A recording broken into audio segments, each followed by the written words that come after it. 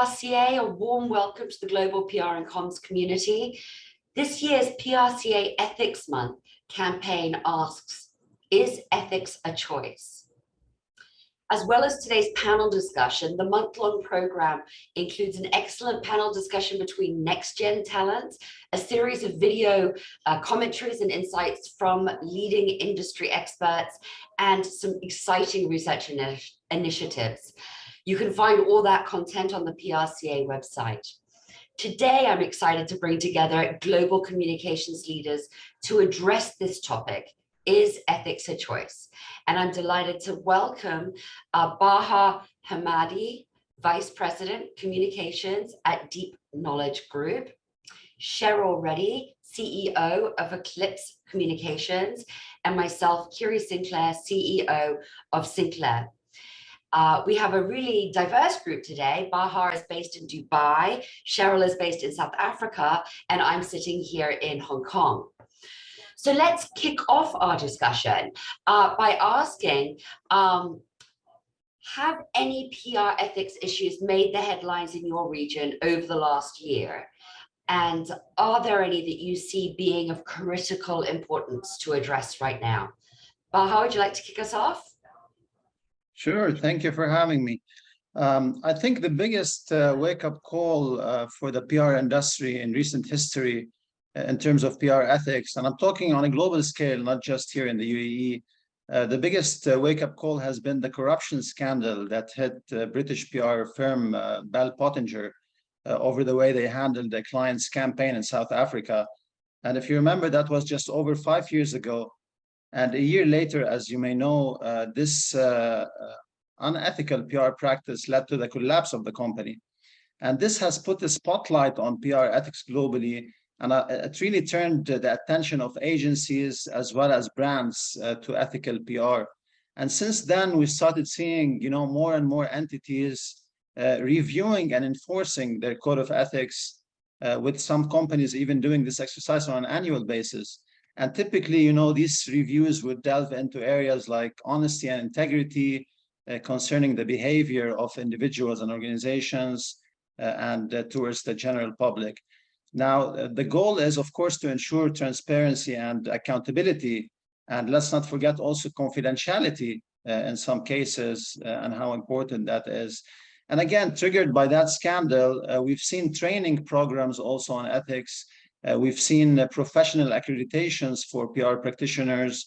Worth mentioning that we also witnessed the launch of the PRCA Ethics Council in 2020 to uphold ethical standards in the world of public relations and communications globally. I mean, look, there's no doubt that the usual suspects when it comes to issues around PR ethics, regardless of the region, whether it's the UAE or somewhere else, the usual suspects are first misinformation, or unknowingly releasing false information, and second, disinformation, or intentionally releasing misleading information. And another PR ethics issue is the dilemma we often face, the dilemma of who to work for. If you're an employee, for example, looking to join a new agency, or even companies when it comes to dealing with suppliers, vendors, or partners. But perhaps the most important PR ethics issue today is purpose washing or greenwashing, which I believe we will talk about later on during this session today.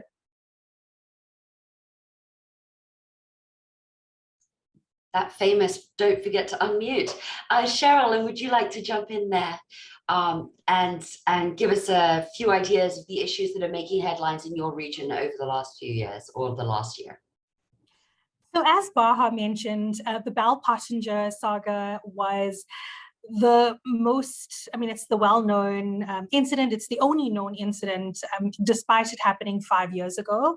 I think important to mention is that while Bell Pottinger was expelled from PRCA, the damage to our macro environment was significant.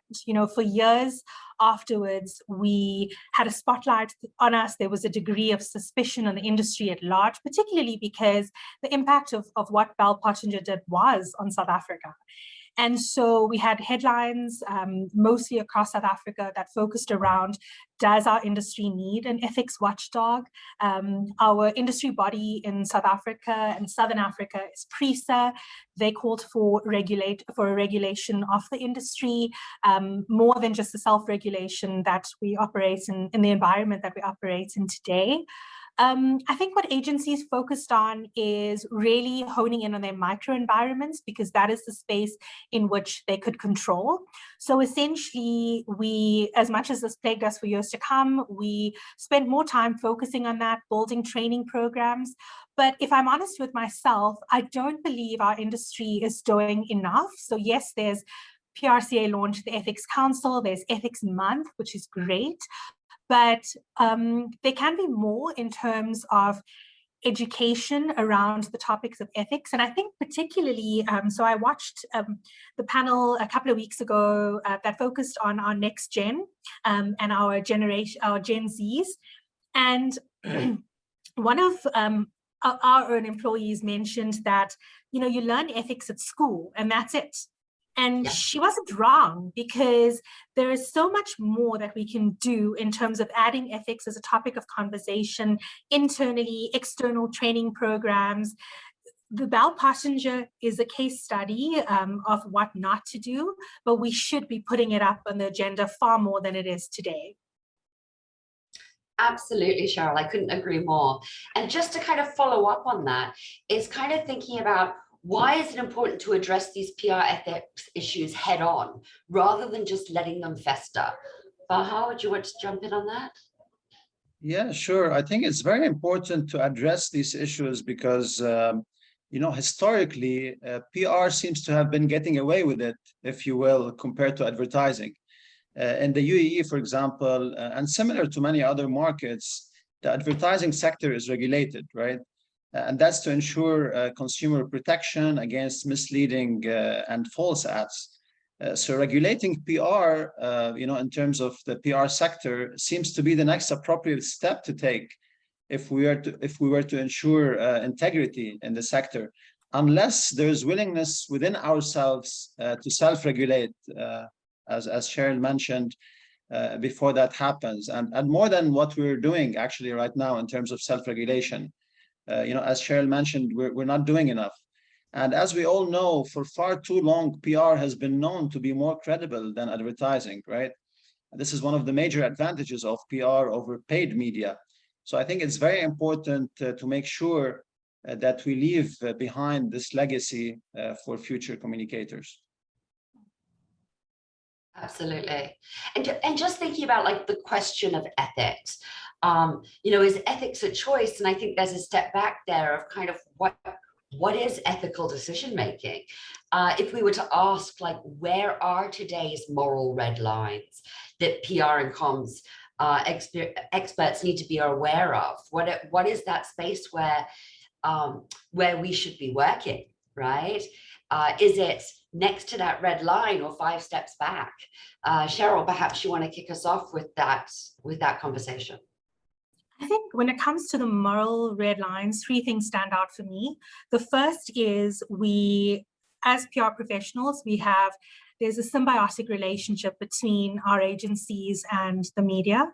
And essentially, we have to ensure that we're building good relationships and building the trust of journalists, but at the same time, not crossing the lines when it comes to pushing our clients' agenda, paying for coverage, coercing journalists or soliciting journalists to write differently from, the nature of the topic that they want to cover, and us pushing messages. I think that leads me to the next point around message seeding, because as PR professionals, we work with diverse clients in diverse industries, and it's important that we understand the micro and macro environments of our clients, the trade policies, so that we're able to craft messages that are in line with that and not blurring the lines. So as an example, and these are obvious examples, when it comes to the healthcare industry, we know that we can't, well, particularly in South Africa and many parts of the world, barring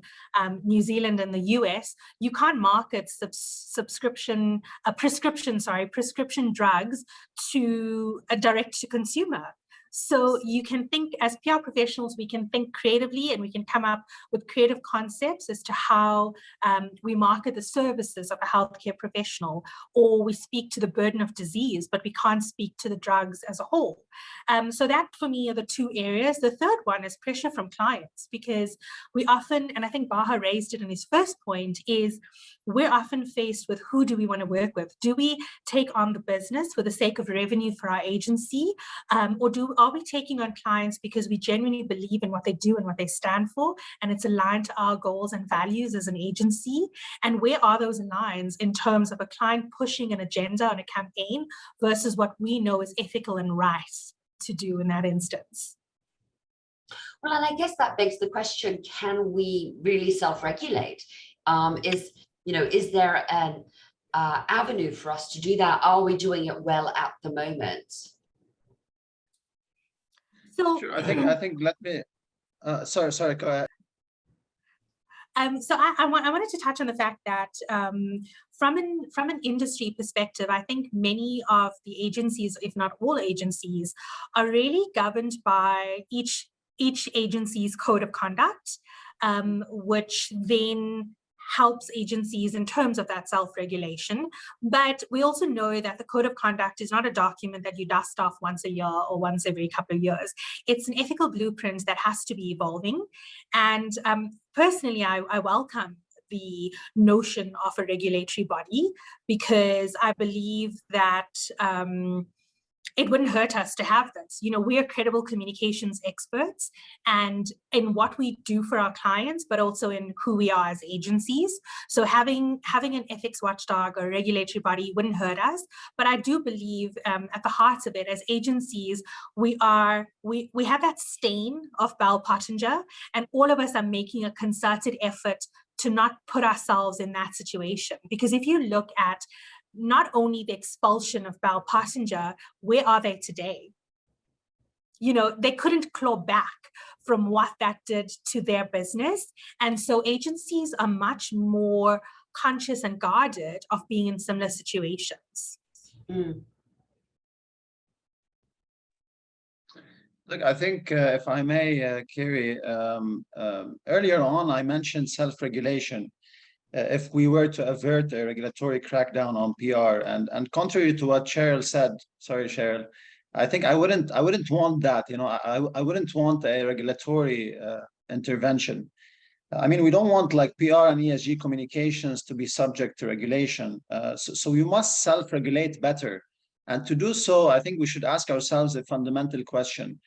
Should PR professionals be loyal only to their employers and to their clients, or should they nurture broader stakeholder loyalties? I think it's a question of good conscience and adherence to a code of ethics centered around the interest of all stakeholders, not just employers or clients, instead of serving our own personal interests or their interests as a clients or whatever association we're associated with. So that's not to say that loyalty towards who we work for is not important. On the contrary, I think it's very important. But there shouldn't be a conflict of interest between PR professionals with honest practices, with moral principles, and businesses with honest practices and genuine purpose. There shouldn't be a trade-off between the two. So in this context, I think those of us who feel that they're being torn by divided loyalties to all stakeholders, that's actually a sign of social responsibility. It's a good sign. It's a sign of good ethics in PR professionals. So what's crucial to keep in mind is that while communicators have a responsibility today to tell the ESG stories of their employers, of their clients, equal loyalties to all stakeholders, including the media and the public, helps maintain honesty and integrity in storytelling. And look, at the end of the day, PR practitioners are expected to be transparent with what they say and what they do, especially what they say to consumers, to the media, and to their communities. So how do we self-regulate really in a better way? Look, the reality is, in order for us to remain truthful and authentic and not to cross those moral red lines, we will need corrective and even preventive action from within the sector, from within ourselves. One way is to reevaluate content strategies and set standards for ourselves to remain realistic and truthful in what we say and how we say it. I think content represents the common denominator of all marketing components, and we all know that it's the heart and soul of marketing. And as leaders of content, I think PR professionals, deserve better titles than, being called the masters of fact twisting. I mean, spin doctors is fine by me, but definitely not fact twisting. But also, certainly not greenwashing experts as well, and spicing up the story is one thing, but bordering on dishonesty is a completely different story. And speaking of facts, we would all agree that fact checking is not only the responsibility of the media, it's also our duty as PR practitioners. So I think unless we take a step back and know when to dial down the tone of our narrative, we won't be able to self-regulate effectively. So that's how we avoid crossing those red lines. Otherwise, I mean, we will have to deal with reputational damage or even legal consequences of what could be perceived as unethical influence tactics. Yeah, and from my perspective, I feel that the audience these days has so much more access to information. Whistleblowing is encouraged in the sense of people speaking up when they feel that something isn't right. And within that arena, it is so detrimental to business to be found to be pushing the truth or kind of crossing that line even slightly, that reputational damage caused by trying to say spin the message or tell an untruth or whatnot. And so at the end of the day, ethics is good for business, in my opinion. And I think that many companies, especially those who have had a crisis in the past few years surrounding one of these issues that gets brought up, gets caught in that trap, and they see the cost of a crisis into the impact not only on reputation but also on the bottom line. And I think that as we move forward, that is kind of a way that the market itself is self-regulating, is getting called out when they're crossing those lines or when they're near those lines, shall we say. And I think another thing to consider is the how up to date the code of ethics are for this moment in time. And I know that there are, the PRCA is currently working towards updating its code of ethics, but time moves very quickly. The technology these days is just transforming faster than we can keep our codes of ethics up to date. And that means that the essence needs to be there. And I think that that is something that we can self-regulate. I always get a bit worried about government regulation coming into industries like ours, which are very hard to define in a sense of what's right and wrong. It's a sentiment, it's cultural. So such an interesting conversation. And just moving along to the next question that kind of borders on this, which is kind of what extent are your staff members' opinions considered when balancing ethical questions? Is there a way for staff to speak out when they're confronted with an issue, either anonymously or not, without punishments? Would either of you like to address that workplace ethics? Sure, I can go if that's okay. Thanks, Baha. Well, look, generally speaking, employees fear retaliation if they report wrongdoing, right? And it makes sense, right? I mean, we'd all be scared to report something bad about our own boss, for example, or about any unethical practice on the brand level. So creating a speak up culture around PR ethics is not a straightforward thing. It's not as straightforward as we think, right? It's very challenging. And even when companies try to build this kind of culture, it's often done as a show of ethics rather than a genuine effort to cultivate this kind of culture and to empower employees and to allow them to safely voice their concerns.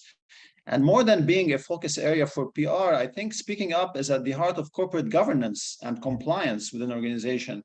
And it's also at the heart of internal communications, which is somehow related to HR in some companies. And all this, in my view, should come from the top at the leadership level. Because after all, whistleblowing, as Kiri mentioned, helps both companies and employees. And the simplest form of encouraging whistleblowing would be making sure employees aren't retaliated against for speaking up. And on that note, I think as PR and communications evolves as a sector, it's only right that we introduce checks and balances along the way, checks and balances to ensure sound governance within agencies and companies.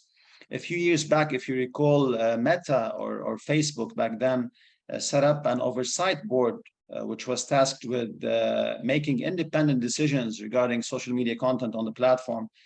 So perhaps we need a PR watchdog, like you guys mentioned, to look into misleading claims, although that would be difficult, and the lines between right and wrong are really blurry. But perhaps we need this PR watchdog to determine what is valid and what is fabricated in terms of PR content out there. So I'd like to use an example kind of closer to home for me. So last week, PRCA had the Gen Zs in a room together speaking about, does the next gen care if PR is ethical or not?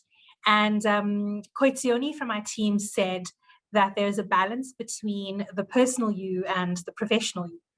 And it reminded me of something that was very instrumental in shaping my thinking differently. So some years ago, I was told that I had to work on a political party in the lead up to the local government elections.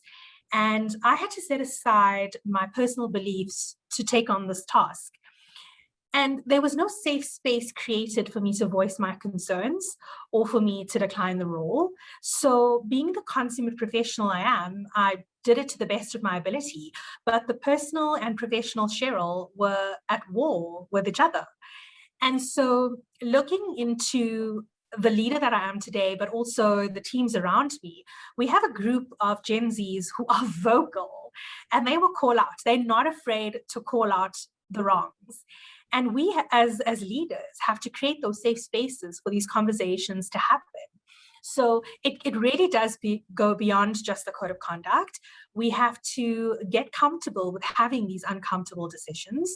We have to find ways and means to make ethics a regular topic of conversation. We have to find ways and means to workshop the guidelines so that we are making it memorable, making it understandable and believable that it's okay to question the status quo. It's okay to raise these concerns, if not directly within the agency, but somehow through the member associations that our agencies are part of. I do believe that there's greater support that industry bodies can give us in terms of, and I love that PRCA is, there's Ethics Month and there's a whole bunch of content being launched in this month, but it's more than just a month of the year. And local industry bodies can do more to support us in creating educational collateral that supports what we're doing internally, industry-wide. Yeah, and I think part of this question is, should people bring their personal ethics to the workplace? And I find it so interesting that this is such a big discussion. I asked quite a few people about this. And here we are as communications and PR's leaders asking our clients to bring their authentic brand to life. Yet, are we not, and should we not be asking our team members to bring their authentic self to work? And I do believe strongly that we should. I think that ethics and integrity is something that moves with the times as different cultures experience different issues and people's thought processes kind of instilled by that or educated by it. And I certainly think that, I know I encourage with my team that no one has to work on an account that they wouldn't want to. So for example, vegetarians working on meat or non-drinkers working on an alcohol account, we would never conceive in this day that would be appropriate. And that's changed from when I started in the industry. a good few decades ago, but alas, but it has changed very much. And I really welcome that change. I welcome the idea that we should be asking our teams, because no one individual can hold that ethical moral compass anymore, because it is kind of melding every day, and different people are on different channels where they're having different conversations around the same perhaps topics, and we can all learn from each other. So I personally see it very much as a discussion, that if anyone's feeling a little bit icky about something, or it doesn't quite feel right, it should be discussed, because then at least everyone in the room can agree on where the problems lie and which direction to stay away from when communicating, and therefore ensuring ourselves and our clients are safe from any ethical risk and reputation risk. But I find it a very interesting topic that so many different people have opinions on. I'm here in Hong Kong, and there is a long belief in Chinese culture of working for the company. You do what the company says, and that's slowly changing, and it's definitely changed in Hong Kong. But there are people of a generation who believe they go to work and they do what they're told, no matter what. Right. And I think that's, it's interesting to look at now how we consider that question. It's worth discussing with our teams. But moving us along, I'd like to ask the next question, which is around greenwashing. It's been a huge issue recently. I've seen it in the headlines here in Asia many times in the last week alone, never mind the last year. What is your advice to PR professionals when it comes to ESG, sustainability, and greenwashing? Cheryl, Baha, would you like to kick us off? Sure. So definitely it's an interesting and important topic. And if you compare greenwashing to other forms of washing, let's say, that we see on a daily basis, such as political campaigns in some countries, for example, election campaigns are actually PR campaigns, but in politics, you expect to somehow get away with misleading the public. I know it sounds bad, but that's because of the manipulative nature of politics. People are somehow primed to see politicians as self-serving. And you'll find other examples and comparisons in seemingly unexpected places. The legal profession is another example. Presenting your legal argument or legal case before a court, or pleading in front of a jury, can be likened to private PR, so to speak. Lawyers and attorneys and other public defenders are notorious for defending people who are definitely guilty by kind of PRing them in the courtroom. So advocacy of a certain cause in a court of law is similar to brand advocacy, right? So how come that is not considered unethical? Some actually believe that legal consultants are immoral for doing that. And sometimes big cases go beyond the courtroom and capture the public eye, and they can have an impact on the public view of certain issues, like the recent Johnny Depp Amber Heard saga, for example. But again, in the practice of law, the lines between right and wrong are often blurry, and even more blurry than PR. But when it comes to our kind of PR and ESG communications, the type that's carried out for commercial gains or for reputation management or for personal branding and so on and so forth, it's more on the socioeconomic side of things, right? And you shouldn't be able to get away with misleading claims. And that's because many of our daily decisions today are based on a simple Google search, for example. So spreading deceiving information not only impacts everyday decision-making, but may also have a negative impact on the economy, on society, and on our planet. So what makes this very important is the impact of ESG and the impact of PR and social media content on everyday life. PR and social media have become so strong that they are shaping public opinion. And we all know that public opinion is one of the most, if not the single most powerful socioeconomic force globally today.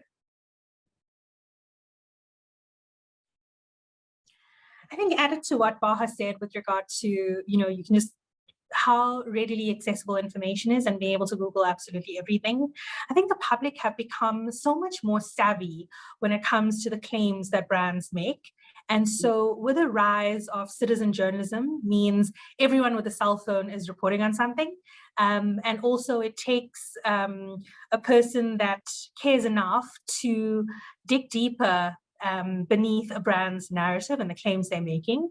A recent example that springs to mind is for International Women's Day. So there was a bot created, and essentially it was around the gender pay gap. So International Women's Day is a time where many businesses jump on the bandwagon around quoting how amazing their women are and statistics in their organization.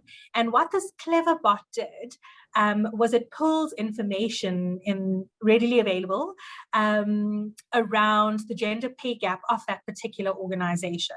Now, when it comes to transparency, all companies in the UK where there are 250 more employees, they have to declare their statistics around gender and pay and the data. So the bot pulled the information that was available and tweeted it back out at the companies. I mean, there was one tweet that said, well, in this particular organization, women are paid 17.4% less than men. You know, and when it came to that, it made me think about the fact that as PR leaders, we are dealing with C-suites. We've earned our right to sit at that table and we are dealing with C-suites. So it is our job to empower them with sentiment, so media sentiment, consumer sentiment, market sentiment, and how important it is to do more than just talk about it, but to really put action behind the words that they say, because the minute that that's called out for being a claim or just words on paper, the reputational damage felt after that is so much more significant if a brand is called out for greenwashing or woke washing. So it's our right and our job as PR professionals to educate our clients so much more to prevent these from happening. Absolutely. And a question comes from that is what happens when a brand has been called out? Do you have tips for brands of what they should do when they've been called out for greenwashing? How do you get over that? So, the biggest thing for me is around authenticity. And when you've been called out, there's nothing worse than finding reasons or excuses or anything other than just apologizing, remedying by putting in solutions that you aim to achieve within a period of time, and then really stick to your word. So, I mean, that's at best we can offer guidance to our clients as to what to do and how to go about doing it and work with them to ensure that it's being done. Because I do believe that consumers, general citizens at large, are more forgiving. You know, we've just come from a global pandemic. We are more forgiving than we were 3 years ago. And so you are able to recover from situations. Yeah, and there is that debate around talk versus action when it comes to ESG. Like, what's your take on that, Baha? Yeah, so going back to greenwashing on the corporate level and, adding to what Cheryl said, many companies today have mastered what I call playing the SDG bingo, where you actually hang your hat on as many sustainable development goals as possible, just to look good. I was fortunate to join the community of ESG practitioners at the World Economic Forum 2 years ago. And this community is tasked with, sharing valuable insights on ESG communications. And the World Economic Forum has developed the stakeholder capitalism matrix, which is basically a unified way of ESG reporting, which helps companies showcase their impact in terms of ESG and avoid greenwashing. One of the most important topics we discuss on a regular basis when we convene as a community of ESG practitioners is that having weak links to the SDGs or any other set of ESG metrics will impact your credibility. And we see this exaggeration every day in sustainability reports of companies, for example, and only time will tell, who got it right and who is exaggerating. And I'm referring specifically to the so-called alignment with the SDGs exercise, that companies undertake, and some of them do it just to decorate their sustainability reports, actually. So I think we should stop treating ESG as a feel-good or look-good kind of initiative. That's not what ESG is supposed to be. ESG is like philanthropy in a way. It's about doing good rather than looking good or just feeling good. It should be a natural part of corporate strategy and operations. I mean, it's no surprise that those trying to just associate with ESG in a superficial way are being called out for greenwashing. And don't get me wrong, I think Cheryl mentioned talking versus action. This is not to say that CSR must not be communicated well. Of course, sustainability must be talked about properly, but action should always prevail over aspirational talk. And research actually shows that CSR is partially shaped by talk and communication, and that talking is considered an action in its own right. So my view is that aspirational talk is important, but we must always live up to our aspirations. I'm against prioritizing talk over action, definitely, because that often leads to customer disengagement, and it leads to even cynicism from employees. So what we need is talk backed by action, which is also known as talking. And this is a huge opportunity also, by the way, for building brand equity. I mean, think of the many brands that are loved for what they offer in terms of experiences, in terms of products and services, and the huge potential in ESG to enhance the brand equity of these brands through simple differentiation from the competition. Yeah, and just to add to that, I think that a general acknowledgement that ESG is difficult and expensive in many industries. So actually setting goals and achieving those goals and measuring that level of achievement isn't an easy task to take on. And I do feel that brands could be more authentic about the difficulty of the journey itself, rather than trying to gloss over everything, so that their stakeholders can understand that this is a process, we're working towards it, and that it's going to take time, and that the whole world is in it together, so to speak. I think that could be an interesting way for some brands to stop themselves from getting into trouble by creating the pretty picture, so to speak, and just acknowledge that. So just moving on to our last question for the chat today, I want to move on to misinformation and fake news. They're very significant ethical issues across the industry. We've been addressing the idea of misinformation, false information, and fake news for a number of years now in the traditional and online media space. I'm interested in what we can do now and what we've learned from that experience to better tackle these issues when it comes to social media. Do you have any thoughts about this arena as we look at the fake and false news, misinformation on social media? Is it about calling out brands and executives, or is there a better way forward?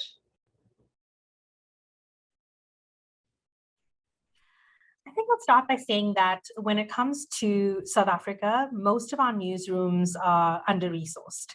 And so the job of PR professionals have become that much more critical in terms of providing accurate and accessible information to journalists. Because, and I think combating fake news is also significant in calling it out, because the minute trust is eroded, we lose audiences and they switch off from particular channels. Excuse me. So when it comes to disinformation and misinformation, it's important to understand that we're not only seeing this information, it's not only about calling out brands and executives, because they're not the only people or brands seeding out misinformation. We have general everyday South Africans that are doing exactly the same. And the most pertinent example that I can use is the Nando's brand. So Nando's is known to be a brand that tackles political issues in the country, but also just topical issues that faces everyday South Africans. And so they're quirky, they're sharp, and often when we face issues in our country, people tend to mimic the brand's tone. They use their fonts, their style, and they create memes and seed it out. So in April this year, there was a meme that called out our power utility CEO as the Prince of Darkness, but Nando's had nothing to do with it. So Nando's took to social media, but also through traditional media, and distanced themselves from the meme, and also said, excuse me, that if the meme does not appear on their official Nando's page, it isn't theirs. So not only did they distance themselves from that particular meme, they made it very clear to everyone that if it isn't on their page, it isn't theirs. And that was their part in dismissing any memes that are created that are what we call their fake adverts on their behalf. So it is our right to call out these situations as and when they happen.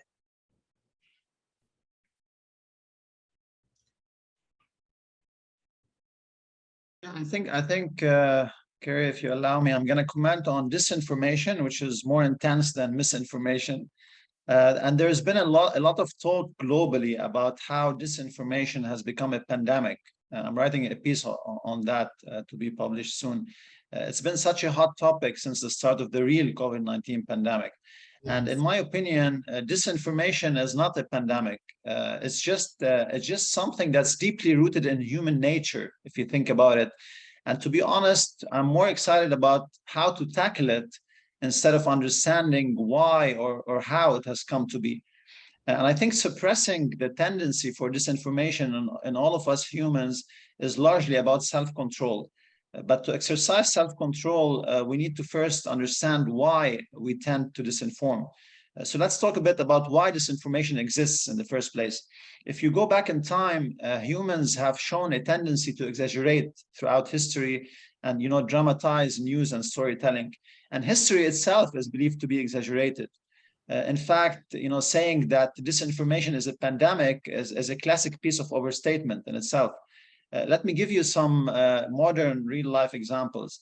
There is a circle game called Chinese Whispers. Maybe, Kiri, you're familiar with it, where a group of people, pass around messages by whispering in the ear of the person next to them. This game gives insight into how humans often fail to relay intact messages without intentional or honest errors, accumulating in the retellings along the way. Also think of filmmakers and how they use shock value to impress moviegoers. Think why documentaries make up only a small percentage of all movie releases, because documentaries are real and they're simply not entertaining enough for most audiences.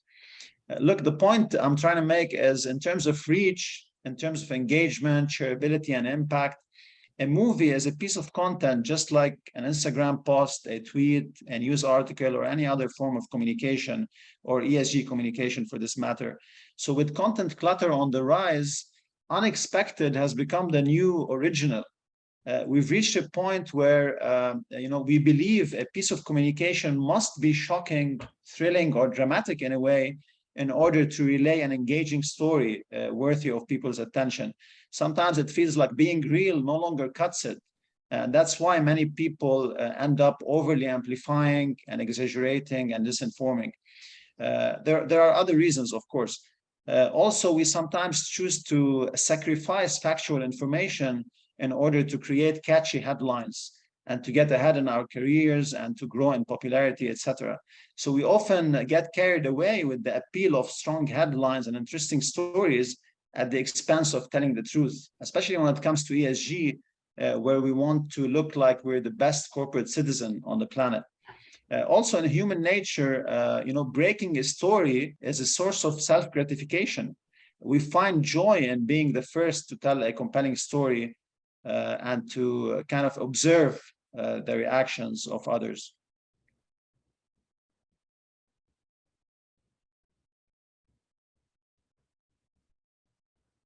Yeah, and I think that as we look at misinformation and fake news, especially during critical times such as elections and pandemics and so forth, we've seen an uptake when it comes to traditional media of having kind of truth monitors, right?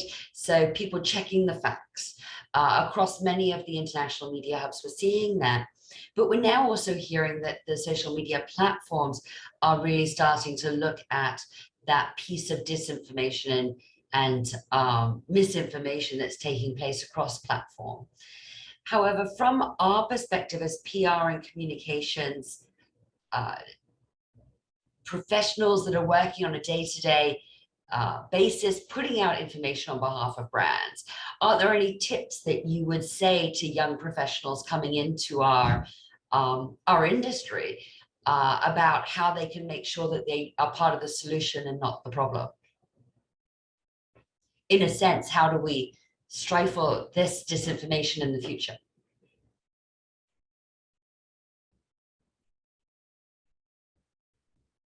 Sure. I mean, I can go first if that's okay. I think it's very simple. I think we should exercise self-control, but it's very difficult, right? But seriously, I think we must consciously resist disinformation, you know, the urge to send out false information or misleading claims. And how we do that? By controlling our desire to shock or impress others. I think that's a big part of it. And, you know, trying not to put our personal interests first. I believe this shift in mindset will make way for a more objective and fact-based approach to information dissemination. And of course, as I mentioned, fact-checking is not only the responsibility of the mainstream media, it's also the moral obligation of other writers, PR professionals, and all other content creators, including social media. We all have a collective responsibility to curb the spread of false or deceptive information. And whether it's online or offline, you know, because we often focus on online, we forget the word of mouth and the verbal communications part of it. I believe, you know, consistent transparency and honesty should always govern our content machines, whether it's spoken or written or televised. And I very much hope that content creators understand that by spreading deceptive claims, they will be jeopardizing their own careers or businesses over the long term, and potentially they will be losing their credibility along with their social license to operate. A tip that I often tell my team here is double check everything. So if you're writing something, make sure at least 2 other people have read it and checked the facts. And most importantly, correct quickly. If you find misinformation or disinformation, or you've made a mistake, correct it quickly. If the client has made an announcement and things have changed quickly, that's no longer the case. Go out there and correct the announcement or update the announcement. But we have to move with the time that we have. And, you know, you can no longer wait a day, 24 hours, 48 hours to correct information that may not be factual anymore. And I think it's really important that we all think about having the systems and procedures in place to do that quickly, and to do that in a way that ensures that moving forward, we're better placed to keep the truth honest, so to speak. And I just want to wrap us up now onto one last quick question, just thinking about our teams and the next generation of PR and comms coming up behind us. How do we best educate and train about ethics to the next generation in our industry? What can we do? If you just had 1 or 2 things that you'd like to highlight of what we need to do to make sure that PR and comms remains and strengthens its ethical backbone.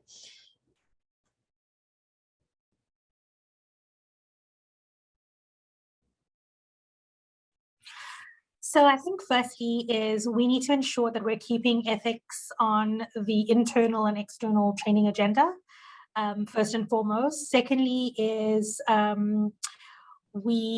industry bodies can support us by holding regular masterclasses, seeding regular content that we're sharing inside our organizations. And lastly, I think it's really to create a space and open culture that allows these conversations to be had, whether it's raising concerns or just asking questions and soundboarding information. So I'm encouraged to create such a forum inside our organization where we get to have these regular discussions, we get to share information, share potential scenarios or case studies of the do's, the don'ts, and just keep the conversation burning. Yeah, I think to add to that as well, I think, the practical side of things is very important, to deliver practical training courses for people to understand how to go about, devising their ESG strategies, implementation and reporting. I think the last piece, which is reporting, is very important. ESG misreporting is another issue when it comes to ethics. What's important to realize is that misleading ESG claims are not only bad for society and the environment, they're also bad for business. So I think people should understand this aspect, which will help them also stay on the right track when it comes to ESG communications. Because if you lose trust and credibility, you lose everything, basically. So I think these are very important things to keep in mind. Well, and for me, I believe it's something that Cheryl said a bit earlier.